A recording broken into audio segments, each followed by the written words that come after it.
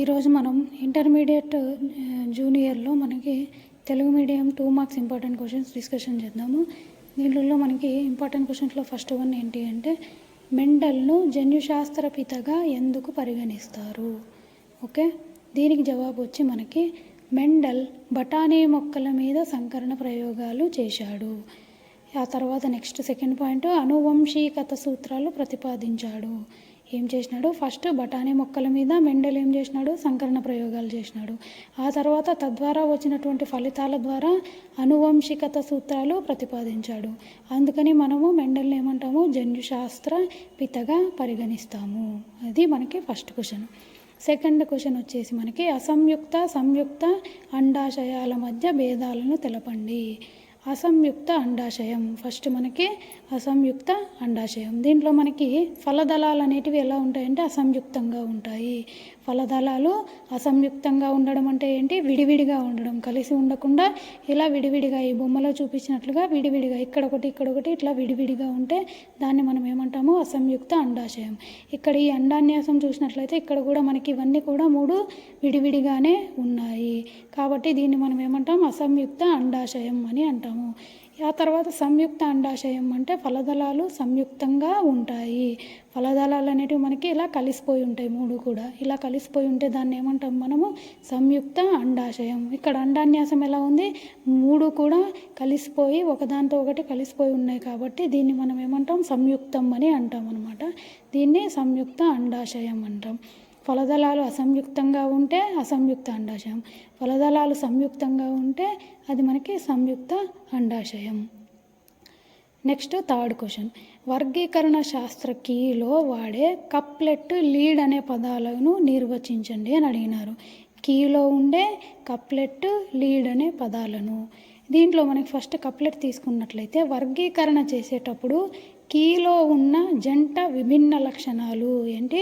కీలో ఉన్న జంట విభిన్న లక్షణాలను మనం కప్లెట్ అని అంటాము. జంట విభిన్న లక్షణాలు. ఓకే, నెక్స్ట్ వచ్చేసి మనకి లీడ్. లీడులో కీలోని ప్రతి వ్యాఖ్యను లీడ్ అని అంటారు. మనకి కీలో ఉన్న ప్రతి వ్యాఖ్య అంటే ఏంటి? స్టేట్మెంట్.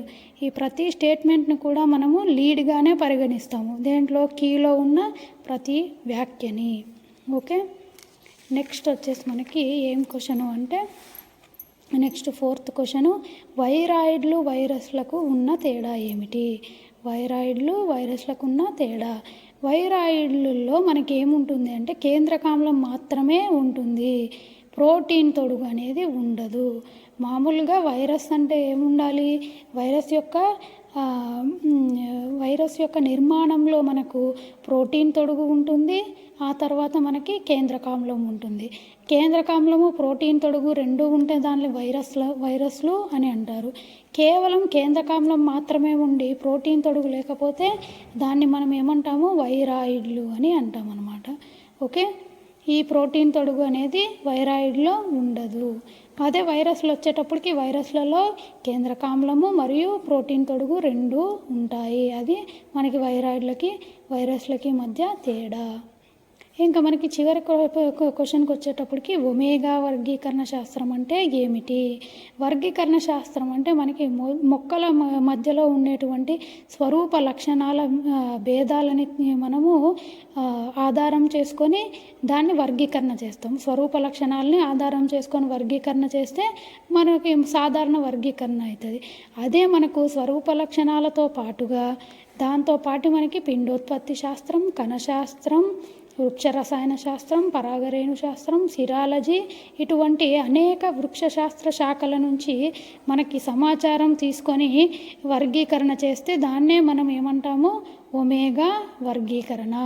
ఒమేగా వర్గీకరణలో ఏమేమి ఉంటాయి? మనకి స్వరూప లక్షణాలతో పాటు కణశాస్త్రము, వృక్ష రసాయన శాస్త్రము, పరాగరేణు శాస్త్రము, సిరాలజీ ఇటువంటి అనేక శాఖల నుంచి లభించే సమాచారం అనేది ఉంటుంది. దీన్నే మనం ఏమంటాము? ఒమేగా వర్గీకరణ శాస్త్రం అని అంటాము.